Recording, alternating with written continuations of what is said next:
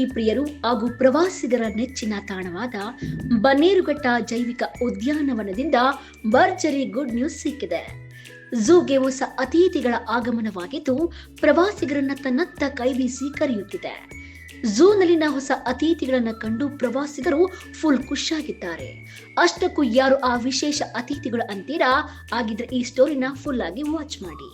ಬನ್ನೇರುಘಟ್ಟದಲ್ಲಿ south Africa ಚೀತಾಗಳ ದರ್ಬಾರ್, zebra ಇಫೋ ಮರಿಗಳ ತುಂಟಾಟಕ್ಕೆ ಮನಸೋತ ಪ್ರವಾಸಿಗರು. ಬನ್ನೇರುಘಟ್ಟ ಜೈವಿಕ ಉದ್ಯಾನವನದಲ್ಲಿ ಮನೆ ಮಾಡಿದ ಸಂತಸ. ಹೌದು, ಬೆಂಗಳೂರಿನ ಬನ್ನೇರುಘಟ್ಟ ಜೈವಿಕ ಉದ್ಯಾನವನ ಪ್ರಾಣಿ ಪಕ್ಷಿ ಪ್ರಿಯರ ಮತ್ತು ಪ್ರವಾಸಿಗರ ನೆಚ್ಚಿನ ತಾಣ. ಇದೀಗ ಹೊಸ ಅತಿಥಿಗಳ ಆಗಮನವಾಗಿದ್ದು ಪ್ರವಾಸಿಗರ ಆಕರ್ಷಣೀಯ ಕೇಂದ್ರ ಬಿಂದುವಾಗಿದೆ. ಕಳೆದ ಕೆಲ ದಿನಗಳ ಹಿಂದಷ್ಟೇ ಬನ್ನೇರುಘಟ್ಟ ಜೈವಿಕ ಉದ್ಯಾನವನದ 17 ವರ್ಷದ ದಶ್ಯ ಎಂಬ ನೀರು ಕುದುರೆ ಮುದ್ದಾದ ಮನೆಗೆ ಜನ್ಮ ನೀಡಿದೆ. ತಾಯಿ ಮತ್ತು ಮರಿ ಆರೋಗ್ಯಕರವಾಗಿದ್ದು ಕೆಲ ದಿನಗಳ ಕಾಲ ಐಸೋಲೇಷನ್ ಮಾಡಿ ತಾಯಿ ಮರಿಯನ್ನ ಆರೈಕೆ ಮಾಡಲಾಗಿತ್ತು.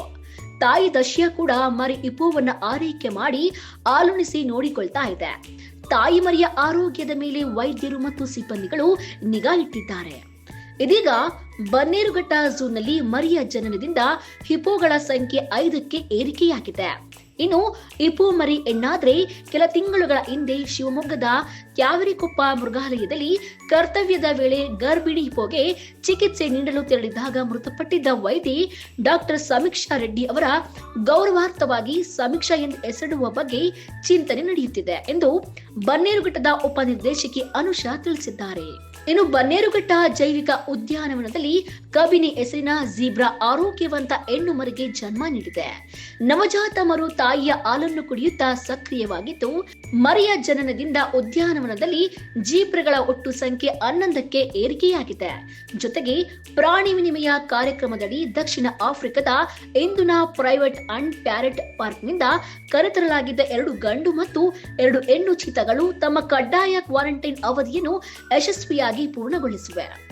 ಪಶು ವೈದ್ಯರು ಹಾಗೂ ಪ್ರಾಣಿ ಪಾಲನಾ ಸಿಬ್ಬಂದಿ ಅವುಗಳ ಆರೋಗ್ಯ, ಆಹಾರ ಪದ್ಧತಿ ಮತ್ತು ಬೆಂಗಳೂರಿನ ಹವಾಮಾನಕ್ಕೆ ಹೊಂದಿಕೊಳ್ಳುವಂತೆ ಹಗಲಿರುಳು ಸೂಕ್ಷ್ಮವಾಗಿ ಗಮನಿಸಿದ್ದಾರೆ. ಇದೀಗ ಅವುಗಳನ್ನ ಸಾರ್ವಜನಿಕರು ವೀಕ್ಷಿಸಬಹುದಾದ ವಿಶಾಲವಾದ ಹೊರಾಂಗಣ ಆವರಣಕ್ಕೆ ಸ್ಥಳಾಂತರಿಸಲಾಗಿದೆ. ಇಲ್ಲಿನ ಪ್ರಾಣಿ ಪಕ್ಷಿಗಳನ್ನು ಕಂಡು ಪ್ರವಾಸಿಗರು ಸಂತಸಗೊಂಡಿದ್ದಾರೆ. ಒಟ್ಟಿನಲ್ಲಿ ಹೊಸ ಅತಿಥಿಗಳ ಆಗಮನದಿಂದ ಬನ್ನೇರುಘಟ್ಟ ಜೈವಿಕ ಉದ್ಯಾನವನದಲ್ಲಿ ಸಂತಸ ಮನೆ ಮಾಡಿದೆ. ನೀವು ಒಮ್ಮೆ ಬನ್ನೇರುಘಟ್ಟ ಜೈವಿಕ ಉದ್ಯಾನವನಕ್ಕೆ ಭೇಟಿ ನೀಡಿ ಇಲ್ಲಿನ ಸುಂದರ ಪರಿಸರದ ನಡುವೆ ಸಾವಿರಾರು ಬಗೆಯ ಪ್ರಾಣಿ ಪಕ್ಷಿಗಳನ್ನು ಕಂಡು ಎಂಜಾಯ್ ಮಾಡಿ. ವರದಿಗಾರರು ಪರಿಸರ ಮಂಜುನಾಥ್, PTV ನ್ಯೂಸ್ ಕನ್ನಡ, ಬೆಂಗಳೂರು. ಎಲ್ಲರಿಗೂ ನಮಸ್ಕಾರ. ಇವತ್ತು ನಮಗೆ ಬನ್ನೇರುಘಟ್ಟ ಬಯೋಲಾಜಿಕಲ್ ಪಾರ್ಕ್ಗೆ ಖುಷಿಯಾಗಿರೋ ದಿನ. ಅದನ್ನು ನಾನು ನಿಮ್ಮ ಹತ್ರ ಹಂಚ್ಕೊಳ್ಳೋಕೆ ಇಷ್ಟಪಡ್ತೀನಿ. ಯಾಕೆಂದರೆ ದಶ್ಯ ಮತ್ತು ನಾಗ 2 ಹಿಪ್ಪೋಗೆ ಹುಟ್ಟಿರೋ ಒಂದು ಮರಿ ಹುಟ್ಟಿದೆ. ಅದು ಗಂಡು ಅಥವಾ ಹೆಣ್ಣು ಅನ್ನೋದು ನಮಗೆ ಇನ್ನೂ ಗೊತ್ತಿಲ್ಲ. ಸದ್ಯ ಅದು ತಾಯಿ ಜೊತೆಗೆ ಇದೆ. ಹಾಗೆ ಇದನ್ನು ಒಂದಷ್ಟು ದಿನದವರೆಗೂ ಅದಕ್ಕೆ ಡಿಸ್ಟರ್ಬ್ ಮಾಡಬಾರ್ದು ಅಂತ ನಾವು ಅದನ್ನು ಐಸೋಲೇಷನಲ್ಲಿ ಇಟ್ಟಿದ್ದೀವಿ. ಹಾಗೆ ಮುಂದಿನ ದಿನಗಳಲ್ಲಿ ಯಾವಾಗ ನಮ್ಮ ಸೀನಿಯರ್ ಆಫೀಸರ್ಸ್ ಅದನ್ನು ಐಸೋಲೇಷನ್ನ ತೆಗಿಬೇಕು ಅಂತ ಅಂದ್ಕೊಳ್ತೀವಿ, ಅದಾದಮೇಲೆ ನಾವು ಇಪೋ ಮರಿನ ನೀವೆಲ್ಲರೂ ನೋಡ್ಬೋದು.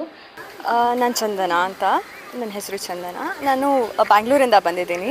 ನಾನು ಫಸ್ಟ್ ಟೈಮ್ ಬನ್ನೇರುಘಟ್ಟಕ್ಕೆ ಬಂದಿರೋದು. ಇಲ್ಲಿ ಹಿಪೋಪೋಟಮಸ್ ಮರಿ ಹಾಕಿದೆ, ಬಟ್ ವಿಸಿಟರ್ಸಿಗೆ ಯಾರಿಗೂ ಬಿಡ್ತಿಲ್ಲ ನೋಡೋಕ್ಕೆ. ಆ್ಯಂಡ್ ಇನ್ಫೆಕ್ಟ್ ಆಗುತ್ತೆ ಅದಕ್ಕೆ ಅಂತ. ಬಟ್ ಇಲ್ಲೆಲ್ಲ ಸಫಾರಿ ಆ್ಯಂಡ್ ಅನಿಮಲ್ಸ್ನ ನೋಡೋಕ್ಕೆ, ನೇಚರ್ನ ನೋಡೋಕ್ಕೆ ಒಂದು ಒಳ್ಳೆ ಔಟಿಂಗ್ ಅಂತ ಹೇಳ್ಬೋದು. ಆ್ಯಂಡ್ ತುಂಬ ಖುಷಿ ಆಯಿತು ನನಗಂತೂ. ಬಿಕಾಸ್ ಸಫಾರಿಲೂ ಅಷ್ಟೇ ಎಷ್ಟು ಅನಿಮಲ್ಸ್ನ ನಾವು ಕ್ಲೋಸಾಗಿ ನೋಡ್ಬೋದು.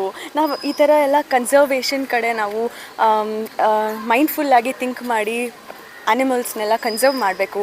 ಬಿಕಾಸ್ ಇಲ್ಲ ಅಂತ ಅಂದರೆ ನಾವು ಮುಂದಿನ ಜನ್ರೇಷನ್ಗೆ ಬರೀ GK ಬುಕ್ಸಲ್ಲಿ ಇಲ್ಲಾಂದರೆ ಈ ನೋಟ್ ಬುಕ್ಸಲ್ಲಿ ನಾವು ಬರೀ ಪಿಕ್ಚರ್ಸ್ನ ತೋರಿಸ್ಬೇಕಾಗುತ್ತೆ. ಗೂಗಲಲ್ಲಿ ವಿಡಿಯೋ, ಯೂಟ್ಯೂಬು ಅದ್ರ ಮೂಲಕ ನಾವು ಇಂಟ್ರಡ್ಯೂಸ್ ಮಾಡಬೇಕಾಗುತ್ತೆ ಆ್ಯನಿಮಲ್ಸ್ನ. ಬಟ್ ನಾವು ಡೈರೆಕ್ಟಾಗಿ ನೋಡಬೇಕು, ಅದನ್ನು ಫೀಲ್ ಮಾಡಬೇಕು ಅಂತ ಅಂದರೆ ನಮ್ಮ ಕನ್ಸರ್ವೇಷನ್ ಮಾಡೋದು ತುಂಬ ಮುಖ್ಯ ಆಗುತ್ತೆ.